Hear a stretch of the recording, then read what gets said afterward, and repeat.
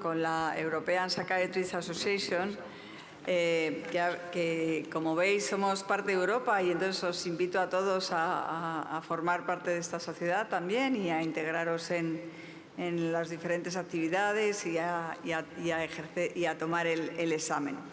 Pero europeo y casi mundial es la persona que tenemos aquí, ¿no? Eduard Vieta, que es catedrático de psiquiatría en la Universidad Autónoma y además, en la Universidad de Barcelona, en la Universidad de Barcelona, y jefe del CLINIC, pues es un referente mundial en trastorno bipolar.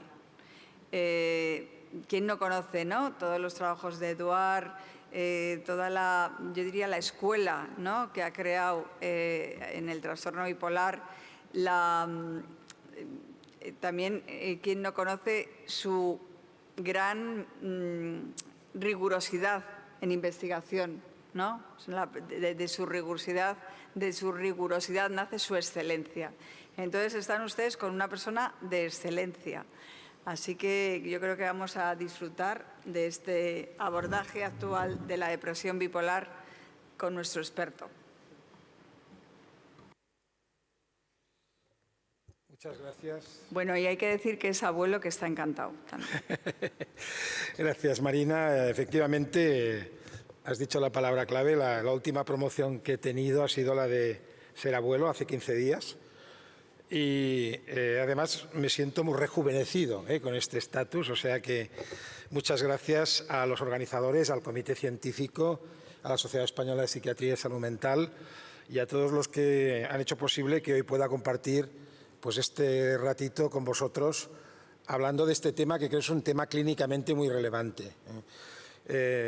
Realmente, por suerte, aunque en los últimos años he tenido que dedicar más tiempo a la gestión, sigo viendo pacientes, sigo investigando y sigo dando clases, y por eso intentaré que esta charla y, por supuesto, el tiempo que habrá para preguntas al final, porque esto se supone que es una sesión con un componente interactivo, refleje un poco los intereses de los que yo creo que venís aquí, que la mayoría sois clínicos, que veis pacientes y que os habéis encontrado más de una vez y muchas veces con pacientes con trastorno bipolar con una fase depresiva difícil de tratar.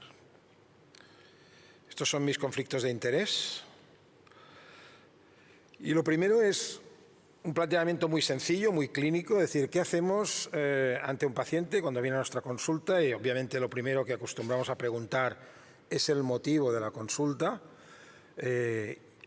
Aquí yo personalmente siempre me gusta dejar hablar, por supuesto, dar protagonismo al paciente. A veces pacientes bipolares pueden venir acompañados de la familia y es muy informativo que haya otras personas, pero es muy importante darle protagonismo al paciente. A veces algunos pacientes, sus padres pues se adelantan y te quieren contar todo lo que pasa porque son conscientes de que la versión que va a dar el paciente a lo mejor es algo distinta de la que ellos tienen, ¿no?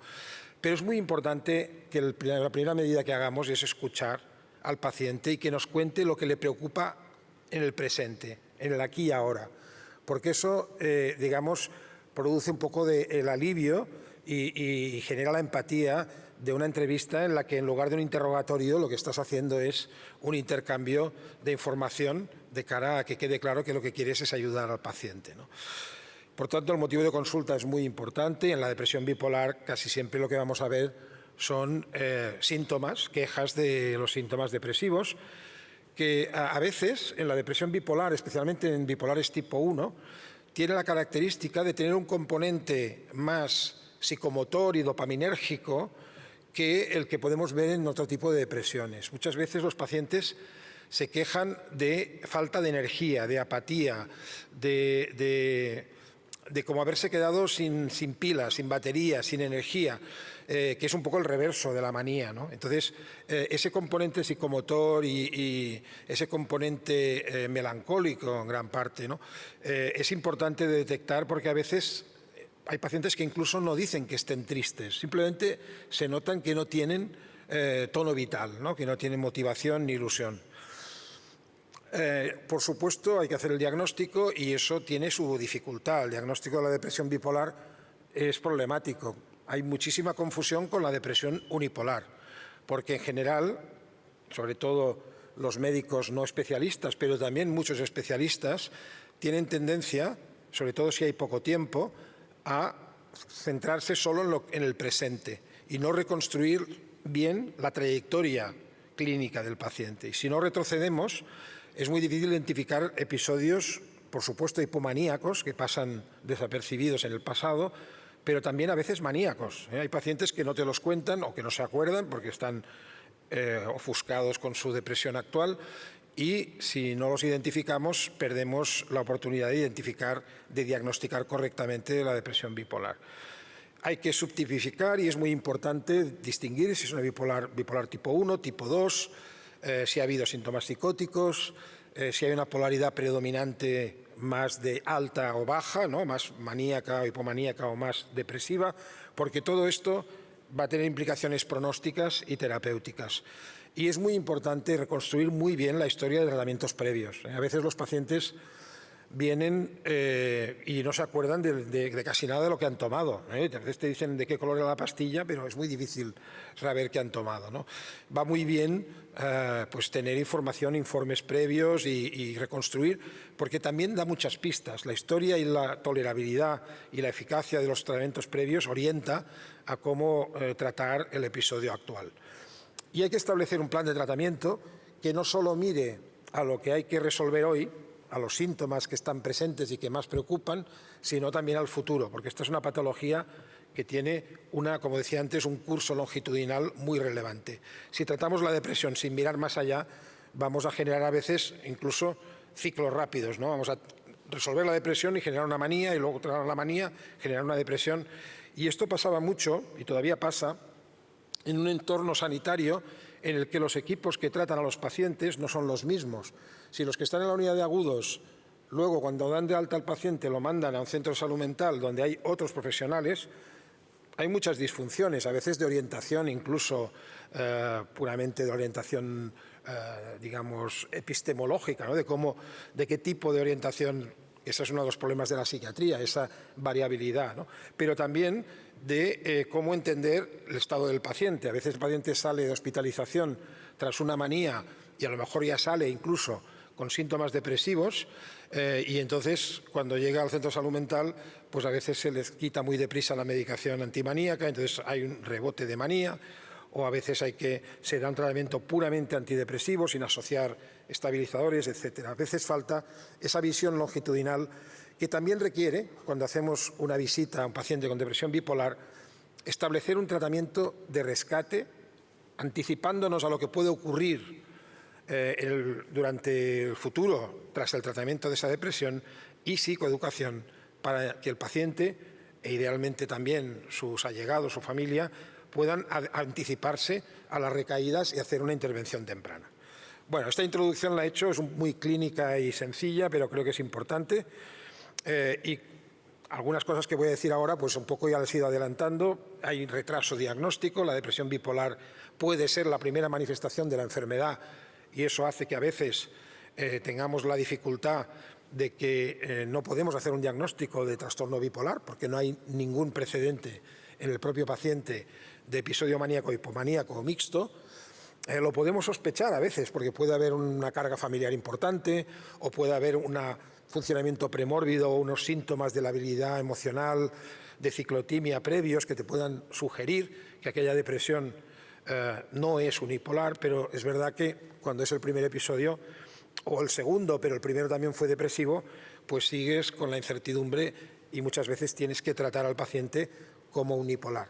Así todo, mi política personal, y ahí no tengo un ensayo clínico que lo responda, pero cuando tengo una sospecha clara de que hay una bipolaridad latente en un caso, sea por una historia familiar muy clara o por una serie de antecedentes personales, tiendo a usar fármacos para una depresión sin precedentes de manía o hipomanía, fármacos que no generen un viraje, porque lo normal sería dar un antidepresivo, porque es una depresión, técnicamente es una depresión unipolar, pero no daría un antidepresivo en monoterapia, sino que tiendo a usar pues, la motrigina, quetiapina, fármacos que sé que van a tener menos riesgo de inducir un viraje en ese paciente.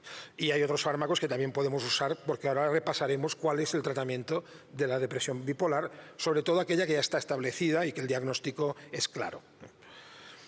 También hay mucha comorbilidad y eso complica los problemas, porque muchos pacientes trastorno bipolar tienen mucha comorbilidad con el consumo de sustancias, con trastornos de ansiedad, con trastorno de personalidad a veces, y por tanto a veces también hay confusión diagnóstica por esas circunstancias.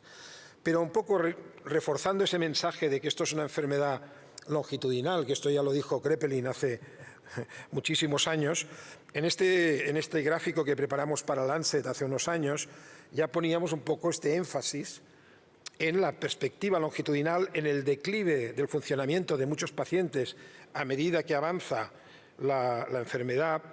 Abajo tenéis en la línea un poco un curso teórico de la enfermedad, los estadiajes, la fase latente de riesgo, la fase prodrómica, luego el primer episodio y luego episodios múltiples si no hemos conseguido establecer un tratamiento preventivo que haga que el paciente tenga un curso benigno de la enfermedad. Y entre medio, poner en valor el litio, porque es un fármaco muy importante que cada vez se usa menos. Me alegró mucho ver que aquí en el Congreso el curso de litio ha tenido 200 participantes, eso es señal de que hay interés, porque no debemos nunca abandonar este tratamiento. Muchos pacientes les salva y les cambia la vida. Un concepto que está triunfando actualmente, habéis visto en la sesión anterior que la EPA tiene una task force ahora de psiquiatría de precisión, es un concepto que viene de la mano del concepto más tradicional de psiquiatría biológica, pero alimentándose de un poco lo que hemos trasladado desde la medicina de precisión y muy especialmente desde la oncología. Tuve la fortuna, porque no es realmente mucho mérito, para ser honestos, haberlo hecho, pero es verdad que en el 2015 escribí el primer artículo que luego descubrí que era el primero que utilizaba el término psiquiatría de precisión en la literatura científica. No se había utilizado antes, pero no porque fuera una cosa tan imaginativa, porque ya existía el concepto de medicina de precisión. Lo único es que yo creo que todavía había un entorno cultural en que psiquiatría de precisión parecía un oxímoron, ¿no? Parecía que no podía ser que la psiquiatría fuera precisa, como es, por ejemplo, bastante, no del todo, la oncología. Pero la psiquiatría de precisión va a ser una realidad, lo es cada día un poco más, y aunque no tengamos biomarcadores con una especificidad del 100%, cada vez más veremos que utilizaremos en la clínica más tecnología, más pruebas complementarias y que en algún momento se acabará esta visita psiquiátrica que solo consiste en unas sillas y una mesa y una conversación. Muy importante, seguirá siendo importante, pero tendremos otras herramientas que reducirán la variabilidad de la práctica clínica y facilitarán que la psiquiatría sea más, digamos, más precisa y más fiable, ¿no? Y aquí os traigo una prueba de esto, que es este test, que algunos lo habréis visto también en las bolsas porque está anunciado allí, que es uno de los primeros test diagnósticos para depresión bipolar. Estamos hablando de depresión bipolar. Este es un test que se llama EDIT-B. Nosotros tuvimos una financiación europea de EIT Health para validar este test, que ya había sido primero ensayado en Montpellier y luego en Suiza, con una sensibilidad y una especificidad que daban al final una precisión de un 83% más o menos, y que es un test epigenético de edición de ARN, en el cual se puede hacer un diagnóstico probabilístico de depresión bipolar versus unipolar. El test está comercializado ya en Francia, Italia y Suiza y posiblemente esté comercializado en España el año que viene o el siguiente. En Nature hubo una polémica sobre hasta qué punto este test era realmente fiable, preciso y científicamente válido antes del proyecto que hicimos. Por eso este proyecto, financiado ya, como digo, con fondos europeos, venía a validar el test y contaba con varios centros en Barcelona 2, el de Sant Joan de Déu, con Josep María Aro, y el nuestro en el Clínic, en París, el centro de Chantal Henry, y en Copenhague, el centro de Lars Kessing.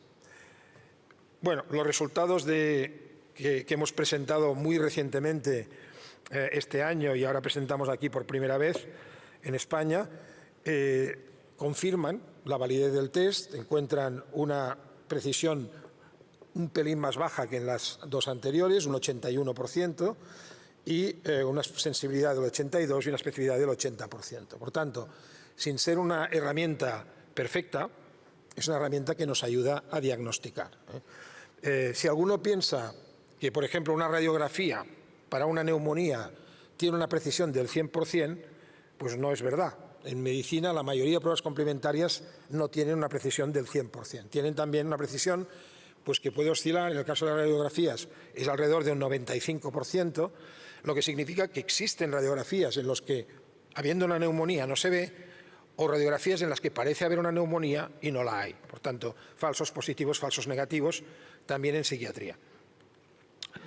Pero bueno, lo que sobre todo quería abordar en esta charla es el tratamiento de la depresión bipolar. Esto es un pequeño resumen del tratamiento actual del trastorno bipolar, que los que quieran leerlo es muy reciente, está publicado en 2024 en Lancet Regional Health, y tenéis un resumen con esta gráfica de los tratamientos basados en la evidencia para la depresión bipolar, también para la manía e hipomanía y para el tratamiento de mantenimiento. Aquí podéis ver algunas de las sustancias que tienen datos sólidos o que están aprobadas. Hay un aspecto muy importante y relevante para la psiquiatría española, que es que muchos de los tratamientos de la depresión bipolar que se han aprobado en los últimos años solo se han aprobado en Estados Unidos, no se han aprobado en Europa, por tanto tampoco en España, porque no ha habido un interés económico suficiente para desarrollar los ensayos clínicos que exige la Agencia Europea y obtener una aprobación específica para Europa. Este es un problema grave. Europa y España, por supuesto, están perdiendo oportunidades de fármacos que tienen eficacia en distintas indicaciones, en psiquiatría y fuera de la psiquiatría. Pero el mercado europeo cada vez es más pequeño, por tanto de menor interés para la industria, y en cambio el nivel de exigencia regulatorio y luego de acceso al mercado y los precios que se dan a los medicamentos es mucho más bajo, y por tanto cada vez Europa pinta menos en esto y lo pagan los pacientes que no tienen acceso a estos fármacos. Afortunadamente, algunos de estos fármacos tienen aprobación en esquizofrenia, por ejemplo, lurasidona o cariprazina, y son fármacos que entonces los podemos usar fuera de indicación. Pero realmente la indicación de depresión bipolar, que está aprobada en muchísimos países, aquí no está oficialmente aprobada para estos fármacos. Para ver un poco cuál es el tratamiento de la depresión bipolar y lo que debemos hacer un poco, tener en cuenta, va muy bien esta encuesta que hizo Roger McIntyre ya hace unos años, porque preguntaba a un grupo amplio de personas con trastorno bipolar qué eran las expectativas o las necesidades no cubiertas más importantes para ellos. Y lo que primero salió en esta encuesta de pacientes de asociaciones de bipolares fue un mejor tratamiento de la fase depresiva. Luego, también es muy relevante ver que, en segundo lugar, lo que decían los pacientes era que los fármacos comportaran menor riesgo de causar aumento de peso. Luego, prevención de recaída depresiva. Fijaros que todo esto nos va diciendo qué es lo que desean los pacientes, ¿no? Mejor funcionalidad y calidad de vida. Y luego ya otros aspectos, como mejorar el sueño, reducir el riesgo de suicidio, reducir el riesgo de diabetes, reducir los efectos extrapiramidales y reducir la sedación.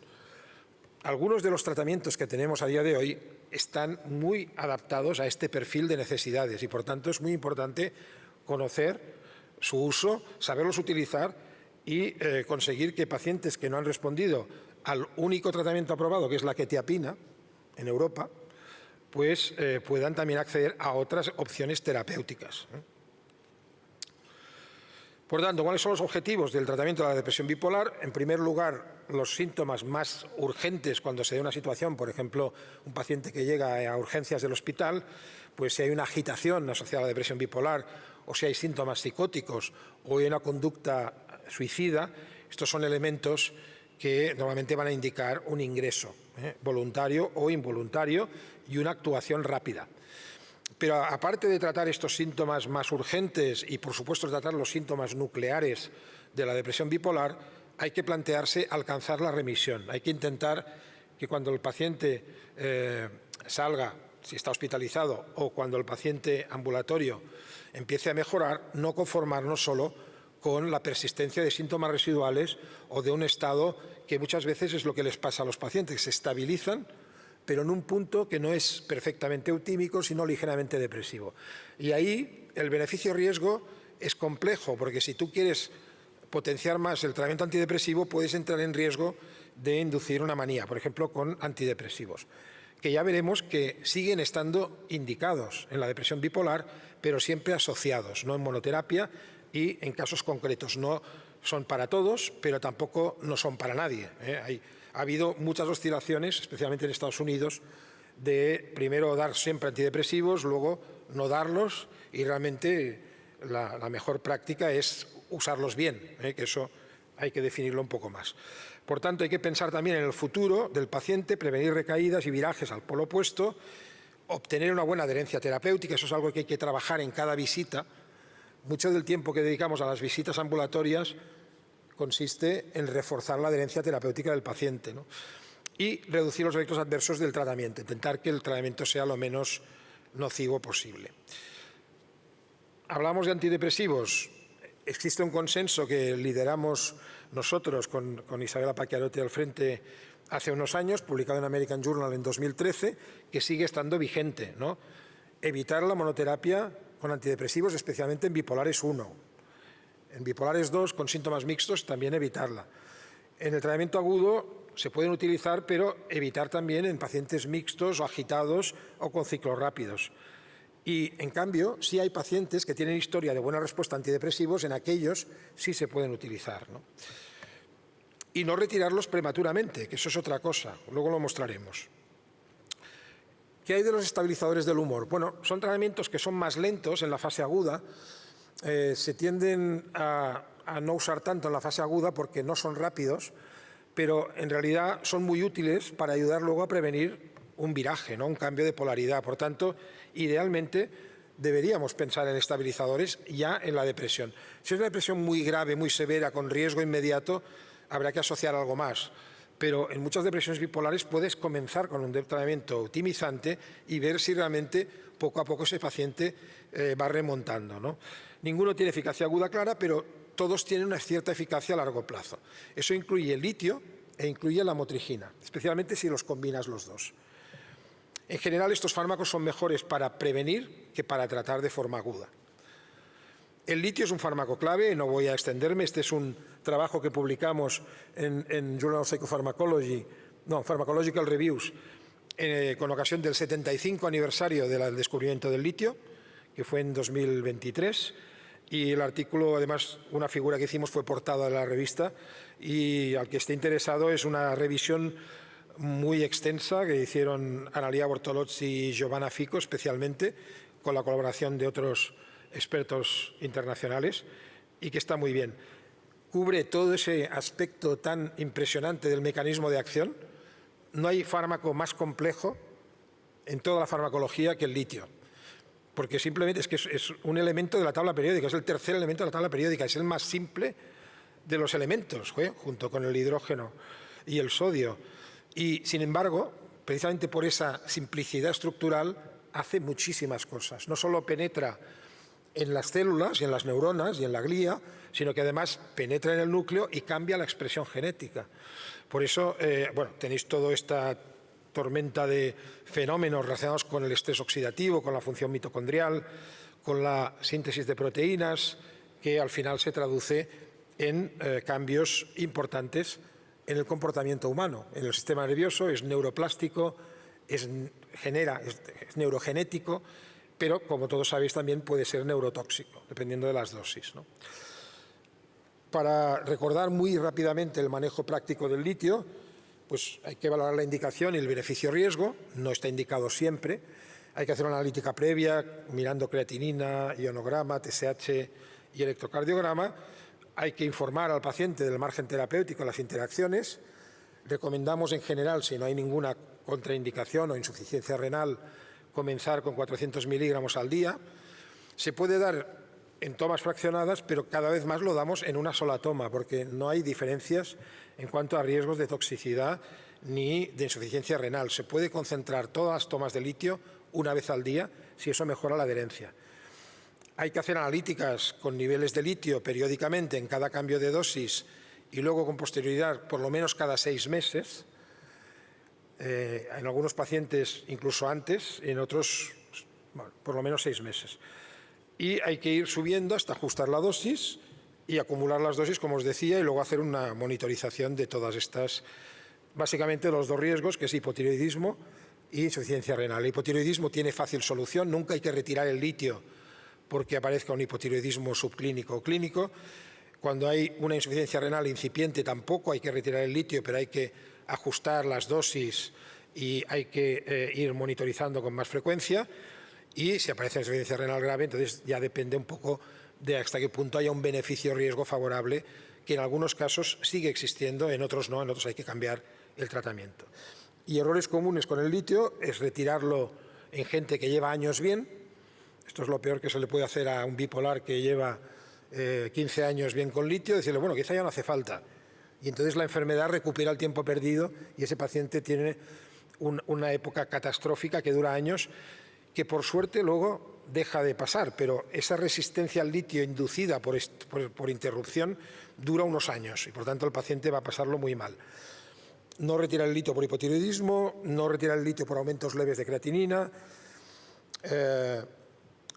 no retirar el litio por temor a una sobredosis voluntaria, porque la sobredosis de litio evidentemente tiene riesgos, pero se puede hacer con muchas más cosas, y justamente el litio tiene una acción preventiva del suicidio. No reducir la dosis de litio para mitigar síntomas depresivos. Esto alguna vez me lo he encontrado, que a algún paciente se le ha aconsejado reducir el litio con un intento de que mejore la depresión. Esto no mejora la depresión. No cometer el error de descartar a los bipolares 2 como candidatos a tomar litio, solo porque aparentemente la enfermedad sea más leve. Prescribir el litio a malos cumplidores. Eso sí que es un problema. Si recetamos litio a gente que lo va a tomar fatal y que lo va a estar dejando ahí, incluso la enfermedad puede ir peor. Por tanto, esa es no una contraindicación, pero una indicación de no uso de litio cuando sabes que el paciente lo va a dejar dentro de nada. Y no hay que explicarle al paciente, que todavía ocurre de vez en cuando, que te viene algún paciente y te dice, no, es que a mí me falta litio en la sangre, por eso me dan litio. ¿Qué más tenemos? Pues además de los estabilizadores, tenemos los antipsicóticos, que, como un poco sorprendentemente, en cierto punto histórico, se descubre que los atípicos a dosis bajas tienen eficacia antidepresiva. Esto se hizo con el estudio en el que tuvimos la suerte de participar de olanzapina y fluoxetina, y se vio que incluso olanzapina sola tenía acción antidepresiva, aunque un tamaño del efecto más pequeño que si la combinabas con fluoxetina. Y luego se hizo lo mismo con quetiapina, y sabéis que quetiapina ha sido el fármaco estrella de la depresión bipolar durante muchos años. Pero es verdad que es un fármaco que, como olanzapina, induce aumento de peso, problemas metabólicos, es muy sedante y muchas veces la mejoría en la depresión bipolar no alcanza el 100%. Los pacientes mejoran, pero muchas veces no llegan al 100%.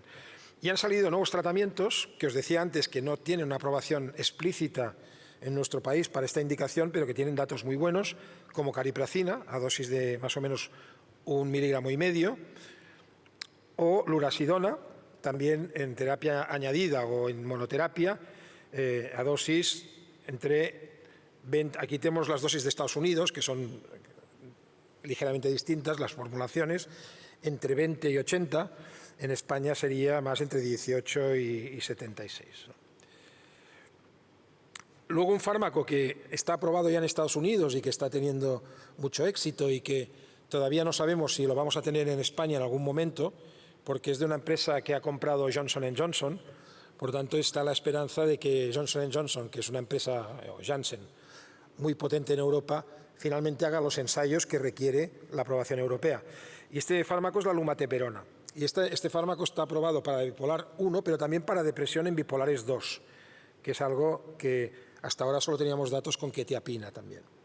Es un fármaco que es un antipsicótico de segunda generación con acción dopaminérgica, serotonérgica, pero que también tiene añadido un efecto glutamatérgico. Se toma una sola vez al día, que eso es muy práctico, no tiene riesgo de aumento de peso importante ni de efectos extrapiramidales. Es un poco sedante, se toma por la noche. Luego podemos hacer también combinaciones de la motrigina con quetiapina. Por ejemplo, este es un estudio de combinación de dos fármacos. La motrigina por sí sola, como decía al principio, no tiene una acción aguda potente, pero combinada con quetiapina, pues sí tiene mejor resultado que quetiapina sola. Y quizá la mejor manera de sintetizar los datos para cómo tratar la depresión bipolar tendría que ver con las guías clínicas. Estamos esperando a que salga la CANMAT. He tenido la suerte de participar en ella. Es la guía canadiense, pero también de la Sociedad Internacional de Trastorno Bipolar, y se publicará el año que viene. Por tanto, ahí tendremos un muy buen documento para un poco establecer un algoritmo o una priorización de los tratamientos.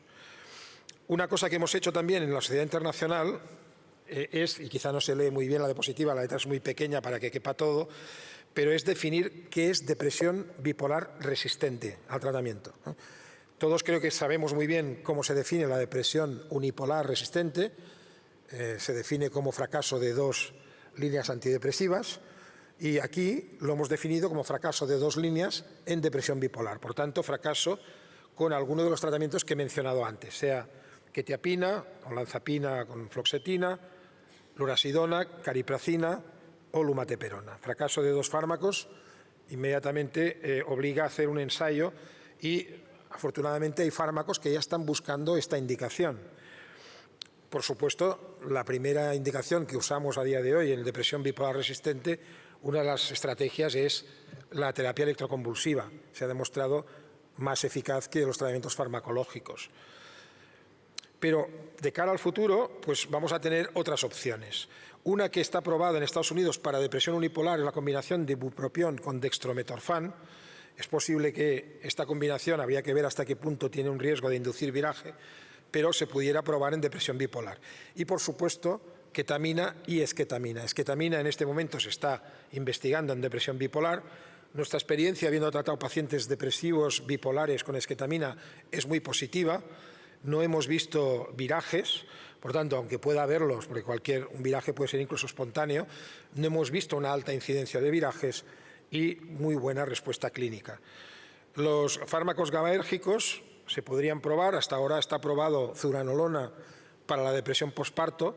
Muchas depresiones posparto, sobre todo las más graves, son bipolares, y por tanto zuranolona seguramente tiene una eficacia potencial alta en depresión bipolar.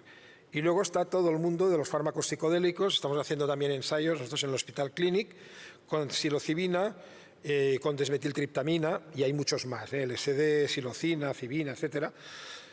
Son muy interesantes porque son fármacos que con a veces muy pocas dosis, 1, 2 o 3 dosis, ponen al paciente bien y lo mantienen bien durante meses o incluso años. Por tanto, dentro de que va acompañado del tema morboso de la experiencia psicodélica, que llama la atención porque era una cosa que preocupó en su momento como efecto adverso, a día de hoy pues se están utilizando asociados a psicoterapias, unas con más o menos intensidad, otras más de tipo seguridad.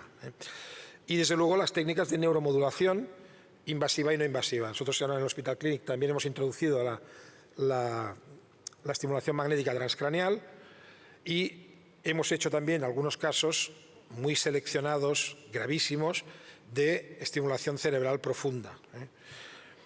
Estos son los datos de ketamina, que fueron los primeros ensayos que hizo Carlos Zárate.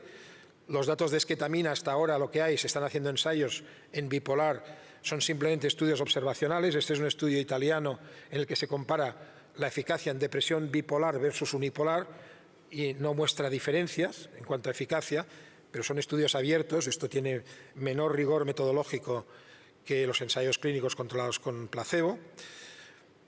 Y, desafortunadamente, otras estrategias innovadoras como los antiinflamatorios no acaban de tener evidencia positiva. Este es un ensayo muy interesante comparando celecoxib, minociclina, la combinación de los dos y placebo. Y se medía la proteína C reactiva como biomarcador inflamatorio, y sin embargo no hubo diferencias en cuanto a la mejora de la depresión bipolar con estas estrategias. La psilocibina tiene algún dato, este es un estudio abierto solo con 15 pacientes, pero tiene datos positivos en depresión bipolar también, no solo unipolar sino bipolar. En este caso eran bipolares de tipo 2, básicamente, depresión resistente.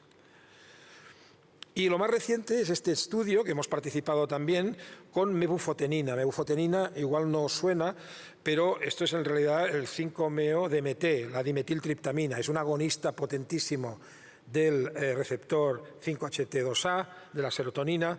Es una sustancia que está también presente en un famoso sapo. Seguramente habéis oído algo de esto, en la piel de un sapo, pero es una versión, digamos, sintética de esa sustancia y se están buscando formulaciones alternativas, pero en este caso la formulación era inhalada. Inhalada, pero con un volcán, con un sistema de volcán muy peculiar, un poco aparatoso. Y no sé si os llama la atención la curva de respuesta, porque es espectacular, o sea, el nivel de respuesta, una mejoría de 17 puntos en la escala de Montgomery tras una administración es impresionante, ¿no? Es verdad que cuando uno ve la respuesta al placebo, aquí se advierte un problema metodológico, que es cómo ciegas un estudio con una sustancia que tiene efectos psicodélicos potentísimos y que duran más de 4 horas. Claro, el doble ciego no funciona, entonces los que toca placebo se ve que no mejoran nada. Ya veis que se acaban el estudio con un menos 0,3. Menos 0,3 de mejoría, o sea, empeoramiento de la escala de Montgomery. Es decir, aquí hay una dificultad metodológica de cómo cegar estos estudios, pero los efectos clínicos, cuando uno lo ve, son impresionantes. Y lo que os decía, este es un trabajo que publicamos en la revista española de la Sociedad, con 4 casos de estimulación cerebral profunda, 2 de ellos con trastorno bipolar grave y que mejoraron muchísimo. Una paciente tenía una depresión con ciclos rápidos, se iba recayendo siempre en depresiones graves y ha tenido un curso buenísimo tras la introducción del estimulador y los distintos algoritmos de estimulación que hemos ido ensayando. Ya para ir terminando y dejar un poco de tiempo, si queréis preguntar, pues simplemente unas pinceladas del tratamiento a largo plazo. Bueno, hay que atender al perfil clínico del paciente, si es bipolar 1 o bipolar 2, atender a la polaridad predominante. Los fármacos no son perfectamente simétricos en prevención de manía, prevención de depresión. Por lo tanto, si un paciente es más propenso a la depresión, habrá que utilizar fármacos que tengan más capacidad de tratar y prevenir la depresión. Hay que mirar la frecuencia previa de episodios, la estacionalidad. La estacionalidad es un predictor muy fiable y muy iba a usar una palabra que no es adecuada en público, pero muy desafortunado, porque es un predictor que te dice, no, este paciente va a recaer ahora cuando venga el invierno, y aunque lo sabes, no hay manera de evitarlo, y recae el paciente, ¿no? Entonces, saber que un paciente va a recaer no ayuda necesariamente a prevenir, porque son patrones a veces muy persistentes, y hay que tirar mucho de los estabilizadores para conseguir ir frenando esta estacionalidad. A veces se puede usar también fototerapia para patrones, sobre todo de depresión invernal. Y luego, cuando un paciente se pone bien, pues mantener ese tratamiento. Los cambios hay que intentar no hacerlos solo porque el paciente no tiene una buena conciencia de enfermedad. A veces los pacientes se quejan de efectos adversos, pero cuando uno los pone en la balanza, uno se da cuenta de que no son tan importantes, pero el paciente está minusvalorando porque tiene una expectativa de algún día estar sin medicación. Y entonces pacientes que se quejan de un poco de temblor, te dicen, oiga, ¿por qué no me quita un poco de medicación? Cuando te ha costado a lo mejor un año ponerle bien, y cuando se ponen bien, igual que cuando están depresivos creían que no iban a mejorar nunca, cuando se ponen bien se creen que no van a recaer otra vez. Y entonces ya quieren a veces hacer recortes en el tratamiento. Creo que es un error, todo hay que dialogarlo y al final el paciente es el que debe decidir, pero tenemos que convencerles de que el tratamiento que les ha puesto bien hay que mantenerlo un tiempo. No hacer cambios ni interrupciones bruscas. Aquí tenéis el índice de polaridad de los fármacos, que es una manera de ponerlos, como os decía, en su asimetría, donde están. Por ejemplo, un fármaco como paliperidona, pues es muy bueno previniendo manía, pero es muy malo previniendo depresión. En el otro lado, lurasidona, por ejemplo, es muy bueno previniendo depresión, pero no es nada bueno previniendo manía. Y ahí tenéis todos. En el centro están los más equilibrados, tipo litio, quetiapina, pero según la polaridad predominante del paciente os podéis inclinar más por uno de un extremo o de otro, o a veces combinar fármacos de los distintos puntos, ¿no? Y lo que os decía del antidepresivo, que es la pregunta típica, si lo damos o no, y si lo hemos dado y el paciente se ha puesto bien, ¿cuándo lo retiramos? Pues este es un estudio muy interesante, publicado en el New England Journal of Medicine hace 2 años, en el que lo que se hizo fue aleatorizar a retirar el antidepresivo a las 8 semanas o al año. Y aunque en conjunto las recaídas no fueron significativamente distintas, cuando lo separas por depresión o manía, las recaídas en depresión son mayores en aquellos a los que se les retira el antidepresivo a las 8 semanas. Por tanto, una vez pones al paciente bien, aunque sea con un antidepresivo, es verdad que el riesgo de manía puede aumentar un poquito, pero como veis aquí no es significativo. Es mejor mantener ese tratamiento que ha puesto bien al paciente por lo menos durante un año. Por supuesto, la psicoterapia es muy importante y este es el libro, también está en inglés, de la psicoterapia que hacemos actualmente, que es una psicoeducación combinada con una rehabilitación cognitivo-funcional, con una educación también sobre la salud física, que es muy importante, que no la incluíamos en nuestra propuesta inicial de psicoeducación, y también con elementos de intervención familiar y de mindfulness. Hemos combinado todos estos enfoques, lo llamamos un abordaje integral, y el que esté interesado, pues este es el manual del uso de esta psicoterapia. Y ya terminando, decir que también en psicoeducación se puede empezar a hacer psicoeducación temprana. Este es un estudio muy pequeñito, hecho también por el grupo canadiense de IATAM, en el que se ha hecho una psicoeducación a sujetos de riesgo, no personas ya diagnosticadas de trastorno bipolar, sino pacientes de alto riesgo, como por ejemplo hijos de pacientes bipolares o con otros factores de riesgo importantes. Y es un estudio muy sencillo y pequeño, pero que ya muestra que puede haber mejorías en calidad de vida y en otros aspectos, de conocimiento de la enfermedad, etcétera, con este tipo de intervención. Por tanto, la depresión bipolar tiene muchos tratamientos posibles, algunos están fuera de indicación en España por razones no necesariamente científicas, sino regulatorias. En los que tenemos, los que realmente están basados en la evidencia, muchos son antipsicóticos atípicos a dosis bajas, incluye quetiapina, olanzapina, conosínfloxetina, caripracina, lomateperona y lurasidona. Los antidepresivos se pueden usar y deben usarse en casos concretos, pero siempre con la precaución de vigilar no inducir una manía y, por tanto, nunca en monoterapia. La estimulación magnética transcraneal, la esketamina y los psicodélicos tienen muchas perspectivas pero todavía no tienen una evidencia sólida. La TEC es la opción más eficaz en casos resistentes. Hay que conocer bien las estrategias de cambio de antipsicóticos si las vais a hacer para no generar recaídas, o de antidepresivo cuando retirarlo. Y aunque la psicoterapia no es muy eficaz en la fase aguda depresiva, la psicoeducación es fundamental a largo plazo. Termino agradeciendo a mi equipo todo el trabajo que hace y agradeceros también a vosotros toda la atención de hoy y atento a vuestras preguntas si tenéis, porque nos queda un poco de tiempo para contestar lo que os parezca oportuno. Muchas gracias.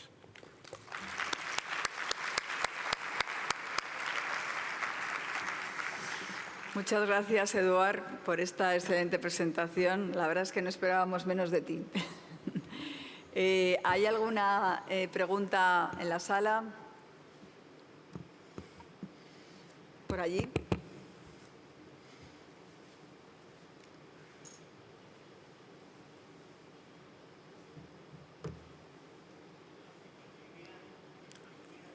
¿No tienes micro? Sí, ahora bien. para allá.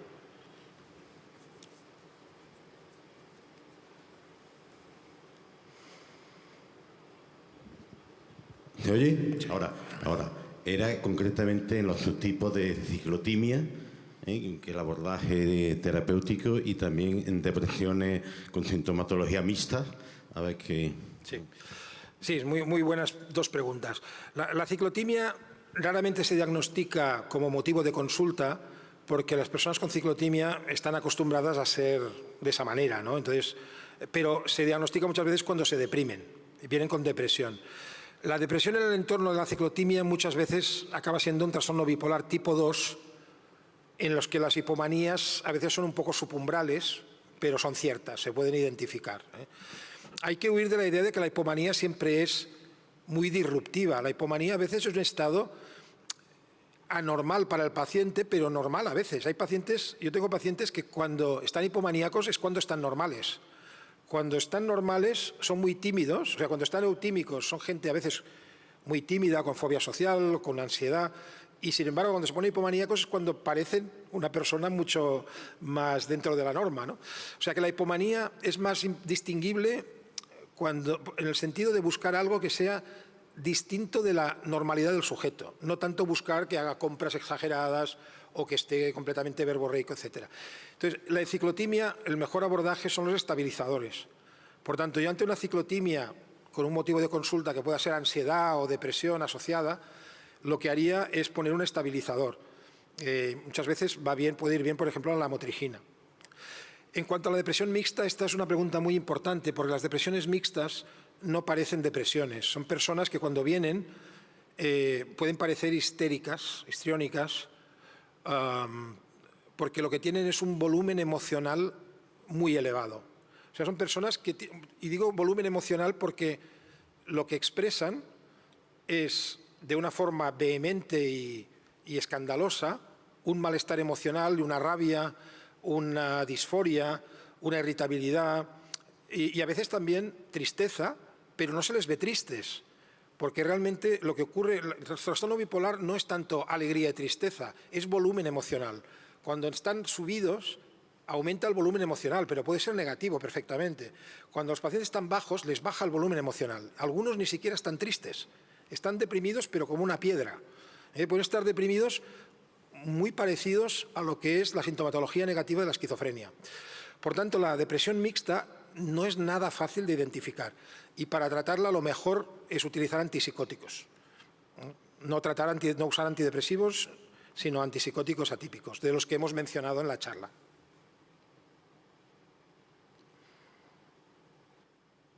¿Otra pregunta? Espera, que si no, no te oyen.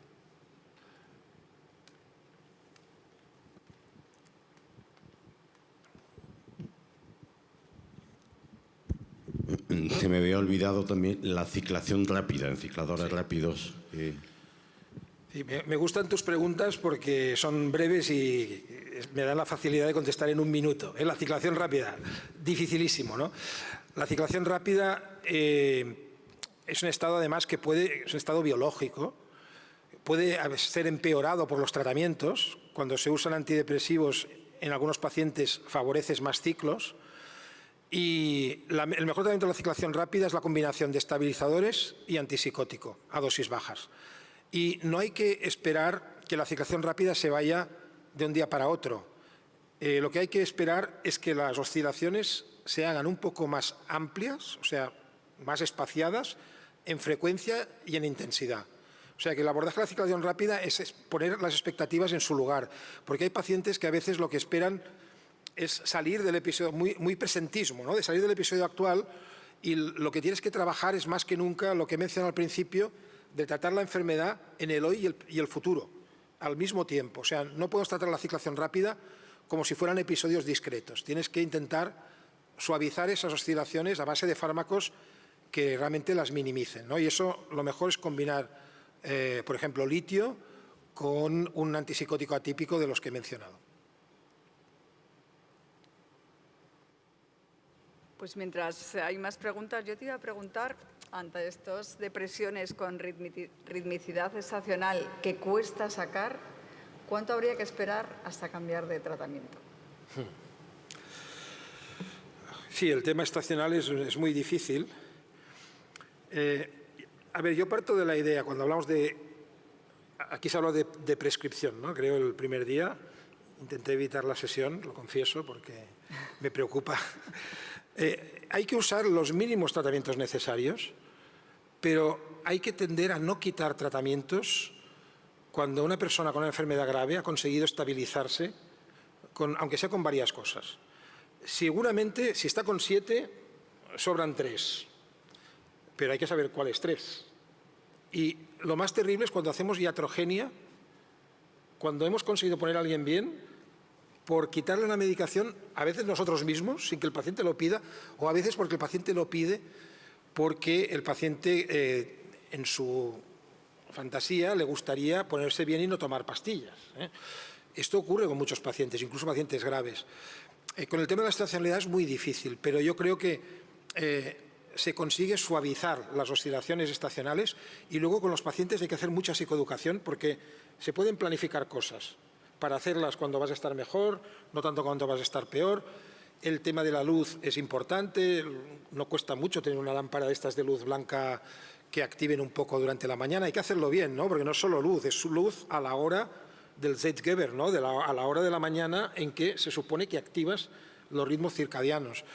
Y bueno, hay que un poco negociar con el paciente y siempre dar esperanza. Y una de las cosas que creo que es fundamental es dar esperanza. Nunca, porque no hay razón para el nihilismo, ¿no? Ahora me ha preocupado lo que he oído de la eutanasia a una paciente con depresión. Yo confieso que estoy a favor de la eutanasia en muchos casos, pero me preocupa que en una depresión hagamos eutanasia, porque creo que la cantidad de opciones que existen seguro que no se habían agotado en este caso. Pero bueno, me estoy saliendo de madre, ¿no? Pero quiero decir que siempre hay que dar esperanza y, por tanto, estos pacientes con estacionalidad que lo viven con un poco de frustración, ¿no? Y dicen, hostia, me vuelve a venir la fase depresiva. Bueno, pues hay que ir haciendo pruebas, dando esperanza, probar cosas y por lo menos conseguir mitigar el sufrimiento y mejorar la calidad de vida, aunque no sea posible a lo mejor evitar los episodios que van a venir, ¿no? La verdad es que en mi experiencia, una vez que das con el tratamiento, esa ritmicidad estacional incluso, ¿no? se pospone, ¿no? O se hace menos significativa. Exacto. Creo que había una pregunta por allí. Ahí al fondo.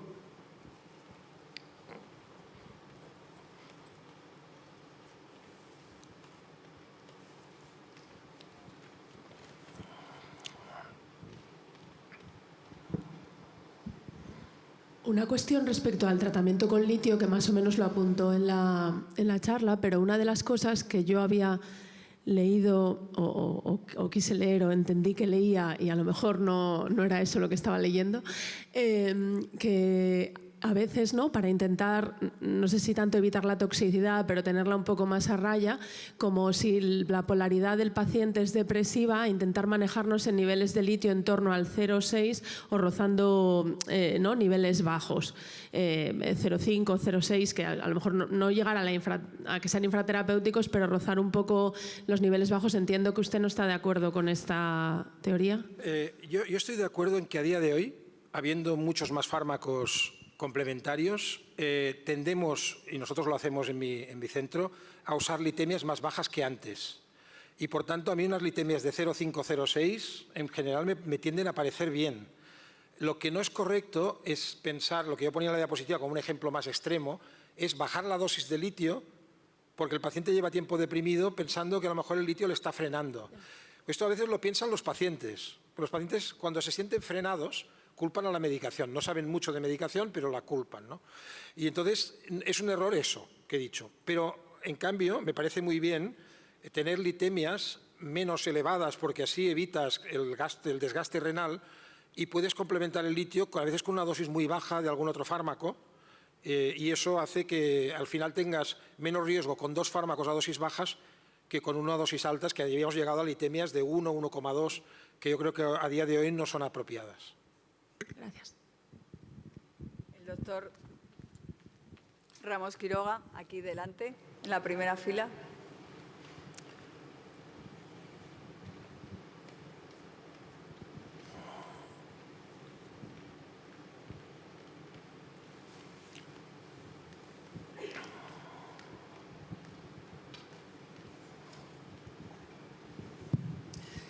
Siempre es un lujo poder escuchar a Eduard Vieta y esto sin duda pienso que para muchos residentes que a lo mejor están de primero o segundo año y que han venido por primera vez al Congreso será inolvidable.